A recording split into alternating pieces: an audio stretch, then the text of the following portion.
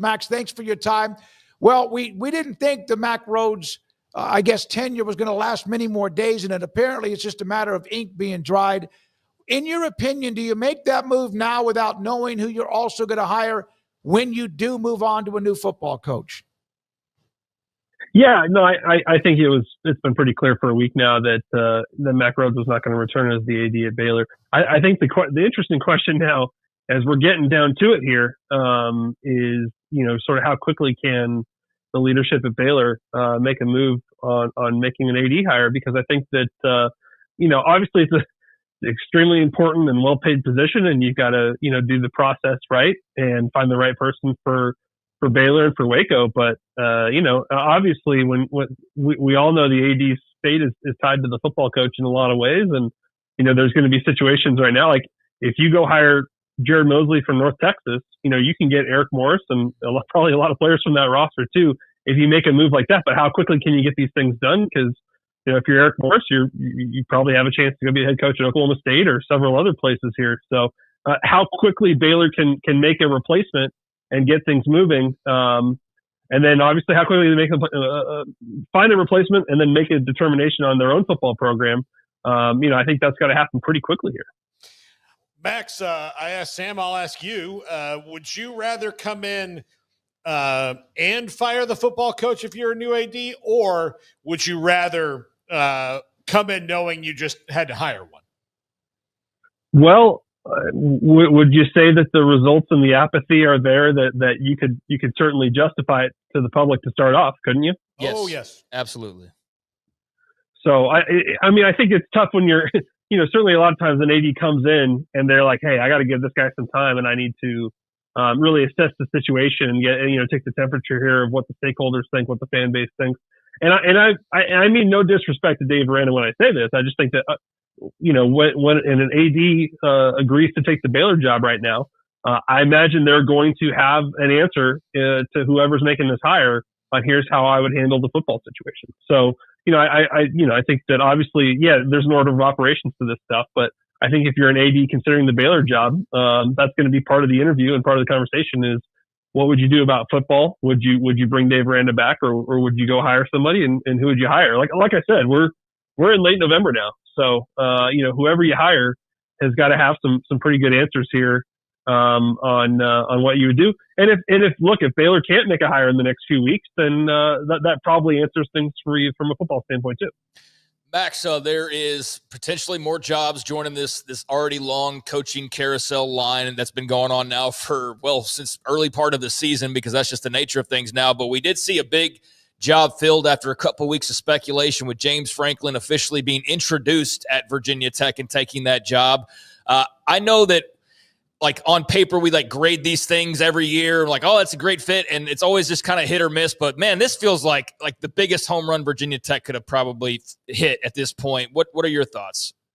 Yeah, no doubt. And look, I've covered a few situations where we everybody agreed, hey, that's the perfect move to make, and they didn't work out.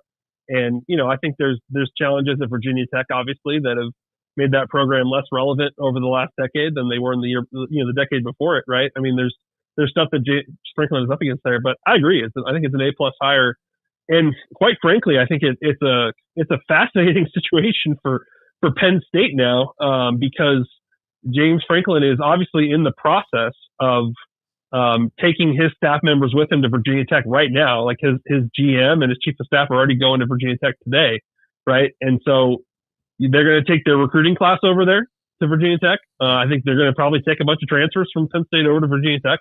And so I think that just increases the pressure when the coach you just fired is 6 hours away and is gonna go get off to a good head start here at Virginia Tech.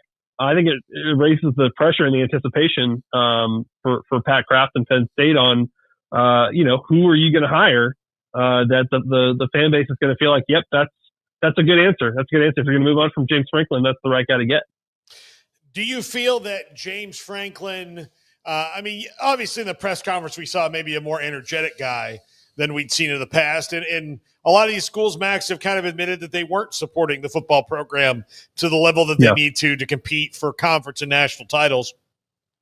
Virginia Tech amongst them, and that was the big guarantee they gave. Do you see James Franklin making tweaks to his style to get them over the hump, or is really his style fine? It's just he's got to learn how to be a better in-game manager than he's been.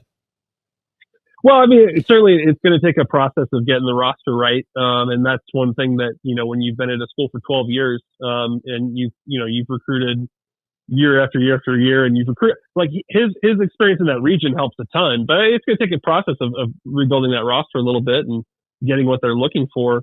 But I think the opportunity is great. I mean, I think you look at the ACC, and yeah, I think traditionally you look at it and say, okay, Clemson and Miami and Florida State, like those are who we're trying to catch up to and stuff. But I think you're seeing this year, Virginia, Virginia Tech's rival went out and spent a lot of money this offseason on their roster, and they're in the top 25 and competing to play for the ACC championship. And I think obviously Florida State's down right now, and Clemson's down right now, and I think you kind of feel like Virginia Tech, like, man, if we can get this right and have a really good offseason, you feel like you can get back up into that, top 4 or 5 in the ACC pretty quickly, I would think. I would imagine, as James Franklin surveyed the landscape of potential jobs that are open or could open, I think you have to look at Virginia Tech and say, man, I think the opportunity is pretty good here because we know how to do what we do here. And in this conference, if we get the financial investment, I think we have a chance to, be in the upper echelon of the ACC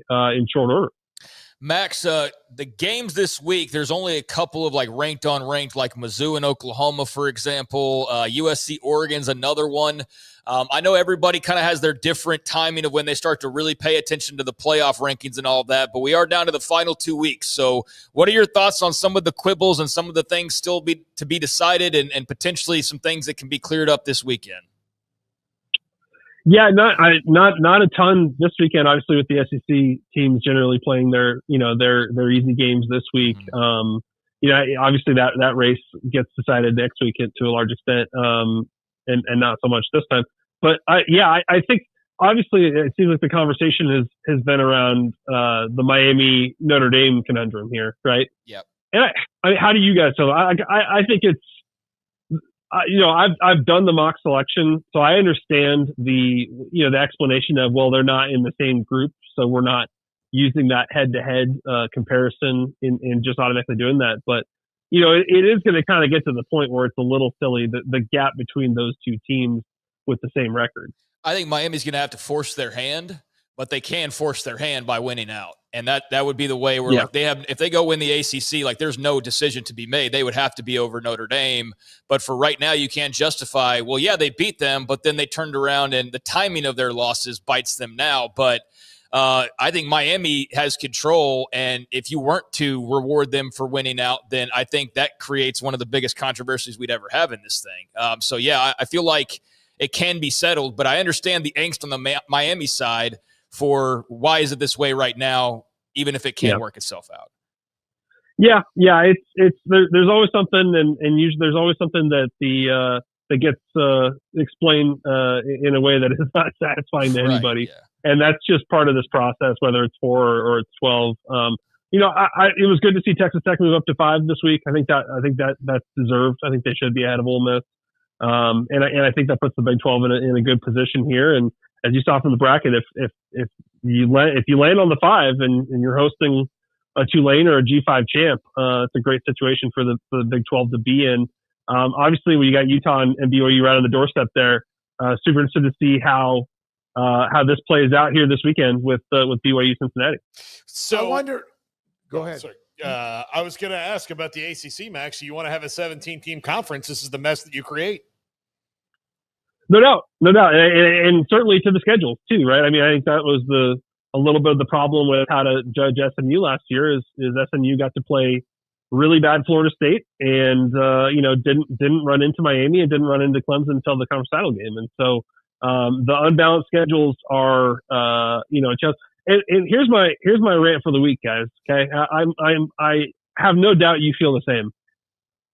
These conferences, all 4 of the power conferences, they need to be proactive and set up their own websites, and they need to be the ones accountable for explaining to the public how these tiebreakers are going to work. Yes. Because I've done the work. I've been doing the work for years on that stuff, and there's great websites that pop up and people that do all the calculations. I would love to see the conferences own this stuff and be in front of it and update it on Sundays and say, here is the situation, just so everybody, it's clearly laid out for everybody, and it's not up to reporters or fans to do all the calculating and create all the scenarios. In fact, Greg Wrubell, who's the voice of BYU, put up the tiebreakers after contacting the Big 12 and asking them to send it to him, even though there's rules and bylaws that he had to ask, and then he put it up. It was the first time anything like that was up. Well, if they were smart, they'd be using it to promote the hell out of the BYU-Cincinnati game, saying like, hey, this is what BYU's got to do, and this is a must-win, and that whole angle. But you're right. They kind of just don't touch it until I guess they have to. But meanwhile, we're all scrambling trying to figure it out. So there's obviously an appetite for it, and I want to know how it all works.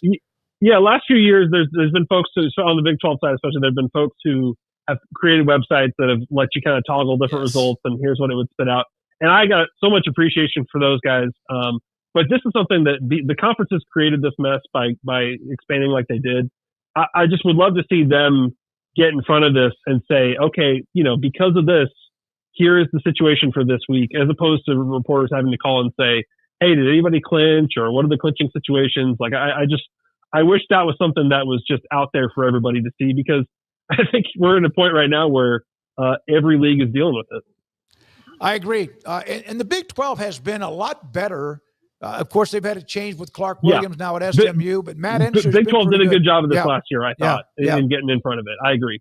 And even when they release the standings, they show the 5 teams like every conference usually does. But then even Yormark had a statement. Now, people can sit there and try to pick it apart, but he had a statement. He goes, I told everybody this is what we're going to. And now it still comes down to they got to win games. They got to win games, not against each other, but eventually against others as well. We knew we were walking into this during the whole last realignment phase, but this is the environment that was created, and it was basically unavoidable. You could sit there and say, if you're like a Oregon State fan, of like, well, you should have just not touched the pack, but it's one of those situations that once somebody busted open the door, there was 5 others behind them ready to raid the rest of it, and it was going to happen one way or the other. That was very clear, whether it was the Big 12 making the first domino fall, or it was going to be the Big 10 or whoever it was. And the dominoes started falling with, if we want to talk about that specific period, OU Texas.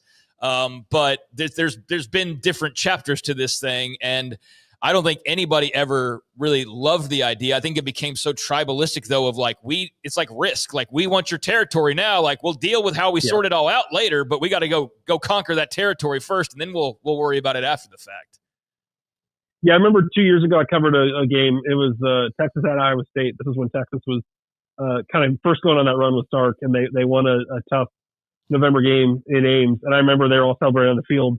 And for the folks covering that game, we could not tell, did Texas clinch a trip to the Big 12 title game or not? And it was just kind of like, I think we've got a lot of that now, where it's just like, we're covering, even the folks who were at the game are like, wait, so what, now that they've won this, what does that mean? And I think there's going to be a lot of confusion around that here this weekend and next weekend. And would love to just have the stakes very, very clearly laid out, especially with, I think there's some situations in the SEC where it's like going to come down to strength of schedule, right? Mm-hmm. So I think there's going to be some nuances here, as there always are, that for these conference championship game matchups that are tough. I'd love to see divisions again, and some structure to the scheduling that makes it fair.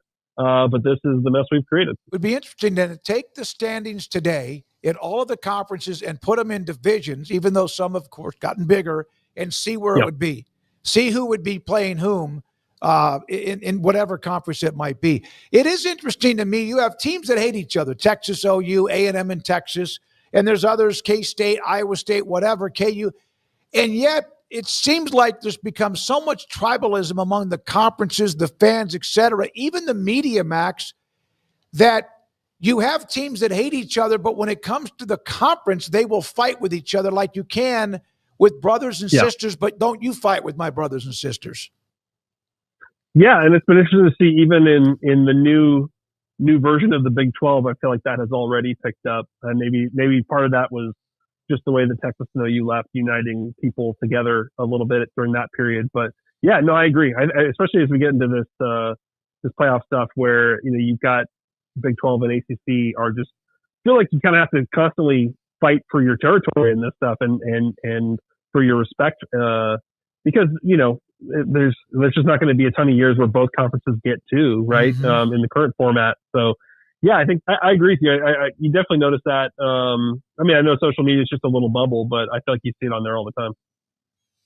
Max, thank you, buddy. Appreciate your time. Enjoy. Are you going to watch the landscape from your friendly confines, or are you going somewhere? No doubt. Yeah, I'll be home this weekend. Good.